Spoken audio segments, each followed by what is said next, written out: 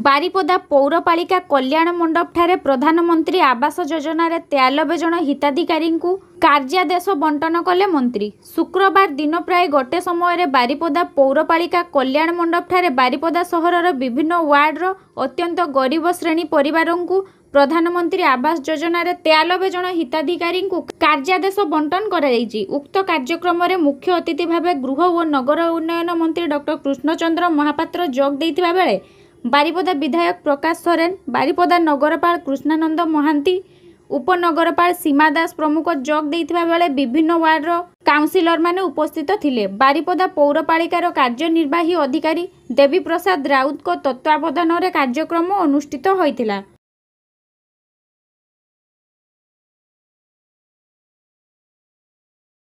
देखो आज बारिपदा म्युनिसिपालिटी विभिन्न वार्ड जो मैंने अति गरीब श्रेणी लोक जो मैंने अच्छा जो मान घर गोटे स्वप्न से आज आवास योजन आपंकर कार्यादेश बंटन कराई। प्रारंभिक अवस्था आमर 93 जन को आज विभिन्न वार्ड कार्यादेश बंटन कराई। ये जो आवास योजन प्रधानमंत्री आवास योजन जो मैंने घर पाइबा चाहूँगी से आप्लाई कर चलती आमर पीरियडिकाली दबार व्यवस्था कराई। आज बारिपदा म्युनिसिपालिटी विभिन्न वार्ड रे जो जलबंदी समस्या को आखि आगे रखिकी 5टा जगार बड़ बड़ ड्रेनेज प्रकल्प रही विभिन्न श्मशान उन्नतीकरण शिलान्यास कराई। से आम माननीय नगर उन्नयन विभाग मंत्री को अशेष धन्यवाद दौचु, बारिपदा विधायक को अशेष धन्यवाद दौचु एवं बारिपदा म्युनिसिपालिटी समस्त काउंसिलर माने भाइस चेयरमैन को आरंभ करके आम निर्वाही अधिकारी समस्ते ये दिगरे बहुत परिमाण जत्नवान अच्छा किभली भाव में बारिपदार विकास हम से दिगरे समस्ते आवश्यक पदक्षेप नौ।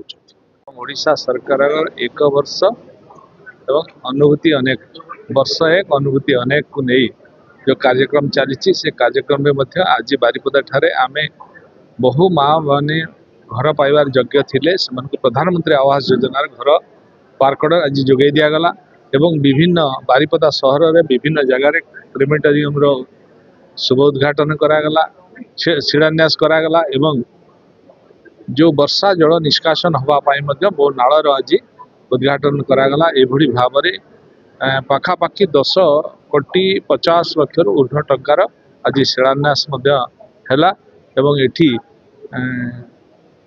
टोटाल केते जन को दिगला वर्कड 93 जन को आज घर वर्कड दिगला। आ पर फेज रे पुणी आहरी बहु घर दिज्व से योजना रखा।